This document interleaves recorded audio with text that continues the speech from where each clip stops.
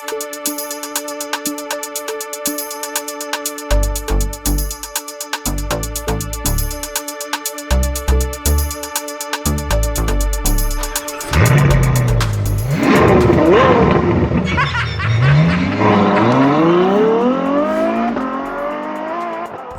ora and welcome to Tarmac. I'm Dave.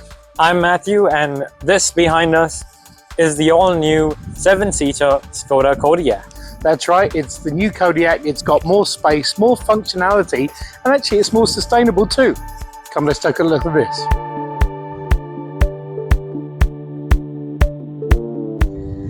Now, to me, the Skoda Kodiaq was the sort of beginning of the new phase or the new era of Skoda.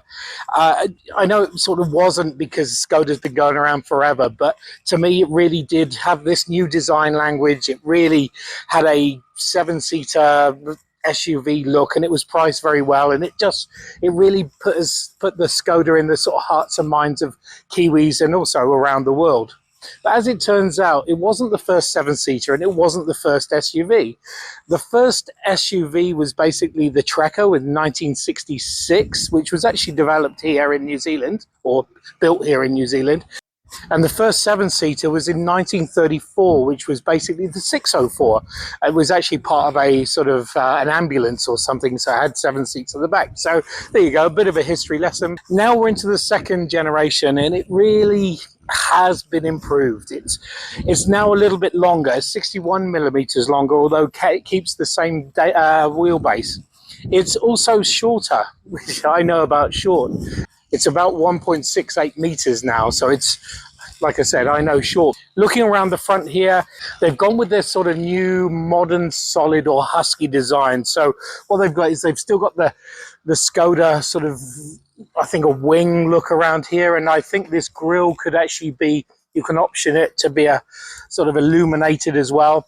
The bonnet itself has got this lovely sort of inverted power dome in it. It's got the Skoda sign, or should I say Skoda.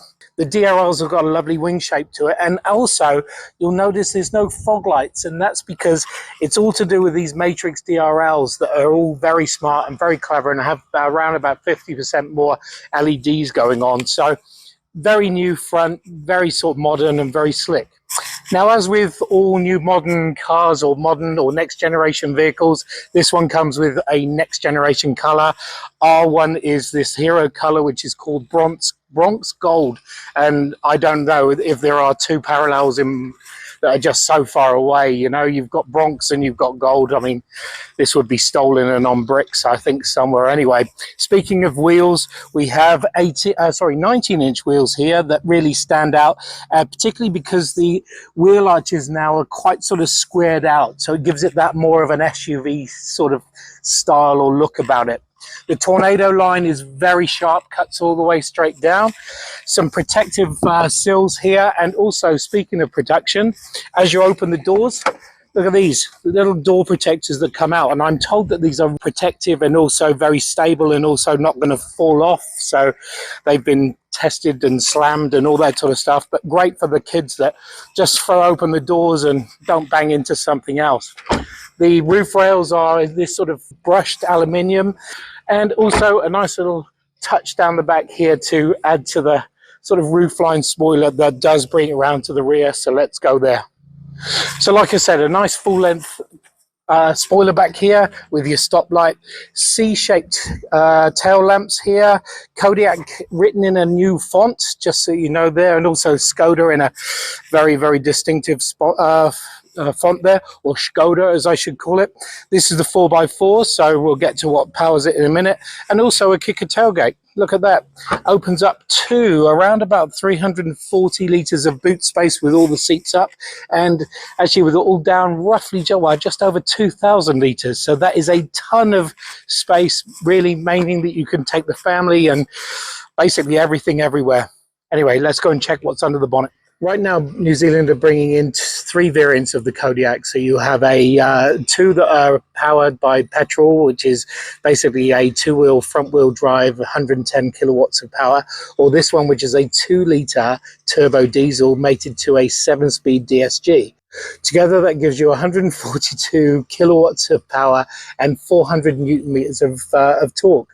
And in terms of efficiency, it's around about 6.8 litres per 100 kilometers. So not bad for a sort of a diesel powertrain, but it is more efficient and cleaner than ever. So speaking of cleaner than ever, Matthew's inside and he'll show you what's going on in there. I'm trying to tidy myself up for every review, as I do, but I can't hold a candle to what Skoda have done in the way of what they've done to tidy up this interior, and not just that, also their brand image, their logo, their font, everything has been rejigged and essentially reworked for a new digital age. And that sort of mindset is very much evident with the interior of the car. The way the dashboard is laid out, the way the charging ports are put in places where you really can use them. So for example, there's one hidden up here behind the mirror for your dash cam. There's two down the middle there for two phones, and plus two wireless chargers as well. Not to mention the other Simply Clever bits. They've given you this little roll here which has a cloth which you can use to either clean the screen there or your phones as well, anything with a screen really. We've got a cup holder here which doubles up into two sets of cup holders. You've got generous storage down the middle there.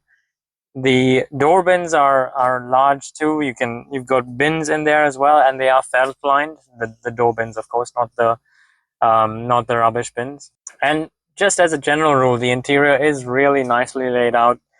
So much so that you actually have two glove boxes which they've hidden through these two buttons. So you push one there, that one opens up, push the other, and you get this second one down here. So all these sorts of neat and Simply Clever touches, if you like. The other thing is the seats. They are really comfortable, soft leather, heated in this car, as well as electronically adjustable for both the driver and passenger at the front. And they give you a really good, not just support, but also hold you well enough for the corners and things. But overall, this is a really excellently well laid out cabin, and the material choices are really good too, just as we've come to expect from Skoda. The interior is both a mix of simplicity as well as a certain level of technology too, but in a way that's so uniquely Skoda.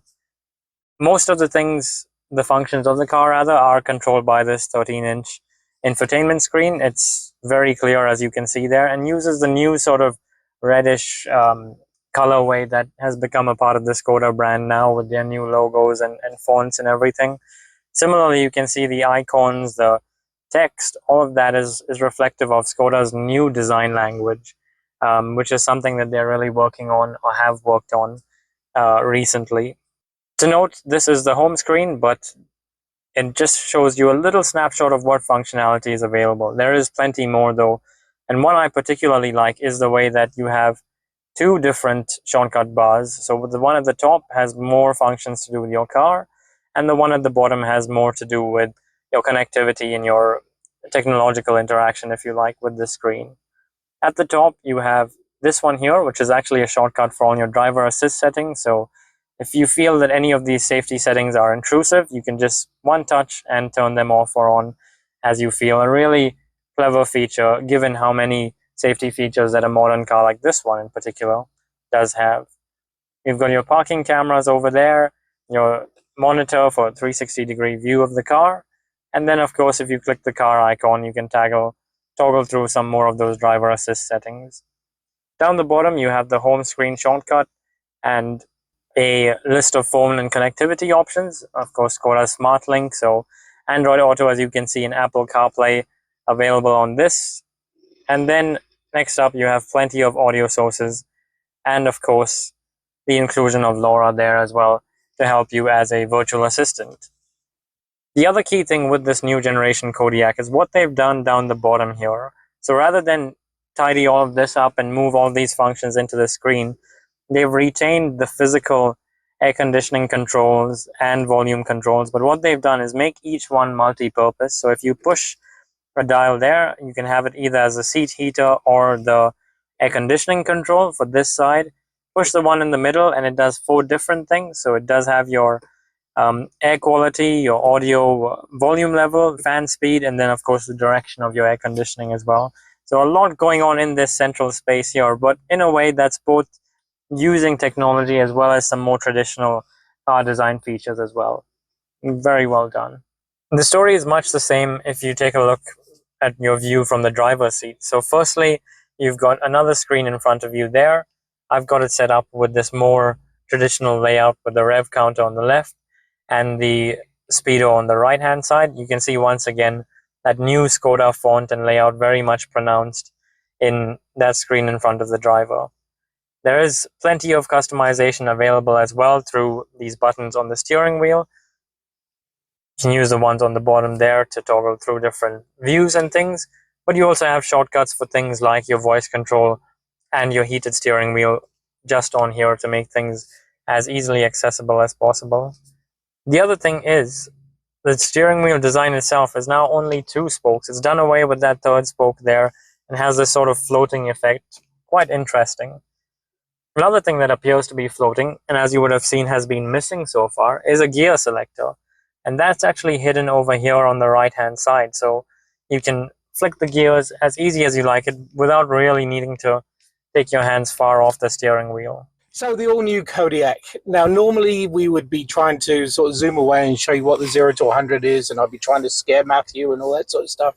But it's a family wagon, so actually the family thing scares him. So this is now just a nice, lovely pull away, and it's not bad for a diesel. It pulls away pretty quickly, and moreover is just how it sits on the road. We'll actually just show you around a corner, so go relatively vigorously around here, but it just sits so nicely on corners and also just on the road. It's a very well planted family SUV.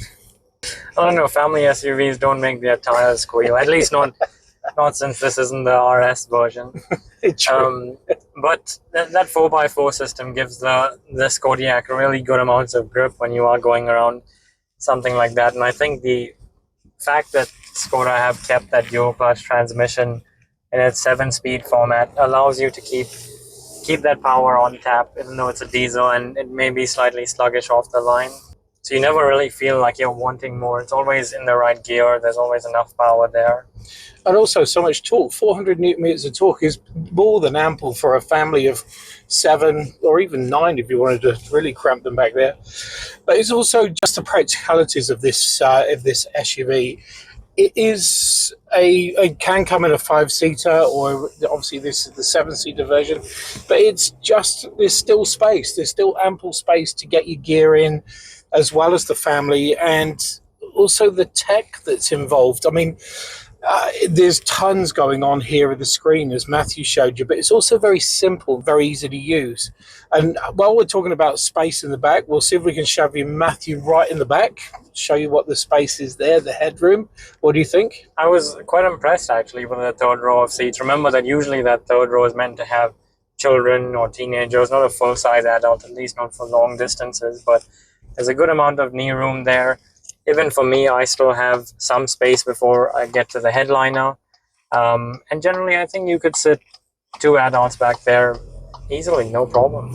And then the second row is also got even more space, and it also comes with sort of easy to use your devices and plug in things. So it's very, very, I mean, it's an entertainment sort of dream back there for keeping the kids quiet while you're trying to concentrate on driving. That's correct. While the third row has to give up a few of the Skoda Simply Clever bits because the seats, of course, have to fold away and that sort of thing. The second row can be truly Skoda. So you have on top of the tunnel, they've put all these different organizer bits and pieces for your drinks and what have you. And you've got 3 different types of pockets in the seat backs. You've got these holders in the back of the headrest as well for your devices to keep the kids entertained. And overall, it is quite spacious at the back there. So 2 people could be seated easily, 2 adults and 3 as well.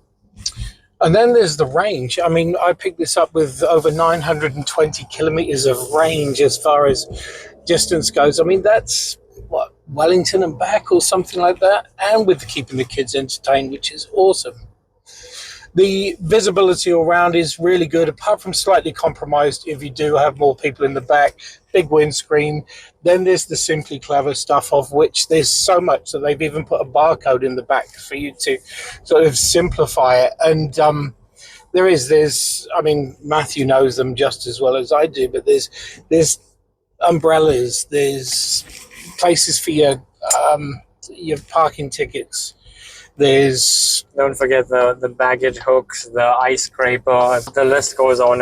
And they've not just taken that in terms of actual physical bits and pieces, but also in terms of the technology. And one of the things I really like is the fact that you have just one touch that takes you into all of the driver assist settings. How easy is that? Normally you have to dive through a whole number of menus to find them, and they're difficult to turn on and off.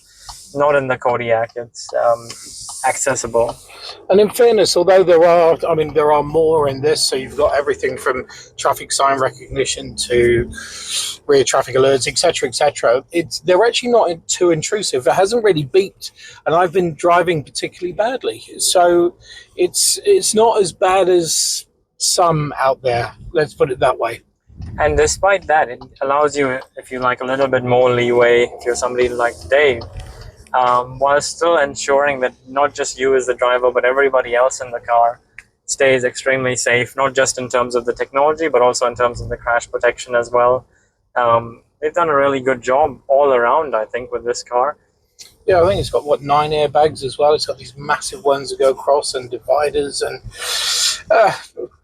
it feels like a good solid family SUV, and that's what it should be. And we haven't even got to the luxury bits and pieces like the Canton audio system or the leather seats, or both of these have 3-way memory as well. The heating, and it just, the list goes on and on. 3-way's got more memory than I have.